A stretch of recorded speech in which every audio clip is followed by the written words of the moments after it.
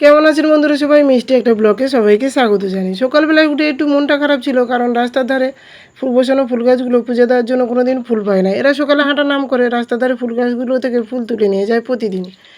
বাড়ির সমস্ত কাজ সেরে নিয়ে তারপর খেয়ে নিলাম থারকুটি পাতা। দুপুরের জন্য রান্না করলাম দুধ শুক্তো, ঠিক অনুষ্ঠান বাড়ির স্টাইলে। এর জন্য তেলের উপর দিয়ে দিলাম 5 ফোড়ন, তেজপাতা একটু ভেজে নিয়ে বেটে রাখা সর্ষে, পোস্ত, আদা, কাঁচা লঙ্কা দিয়ে আবারও একটু ভেজে নিলাম। তারপর সমস্ত সবজি ভেজে নিয়েছিলাম, গাজর, উচ্ছে, সজনে ডাঁটা, আলু, পেঁপে, বেগুন ও বড়ি দিয়ে দারুণভাবে রান্না করলাম এই দুধ শুক্তো। ওই জন্য ভাবি অনুষ্ঠান বাড়িতে এত কম কম করে কেন দেয়, ওই জন্য বেশি করে খাবো বলে আজের বাড়িতেই বানালাম দুধ শুক্তো।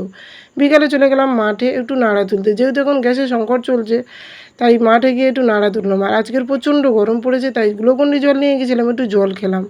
তারপর ফিরে আসার সময় দেখো আমার ক্যামেরায় দেখা যাচ্ছে চাঁদ। চাঁদকে টাটা বাই বাই করে চলে এলাম বন্ধুরা। আজকের মতো এই পর্যন্ত, টাটা।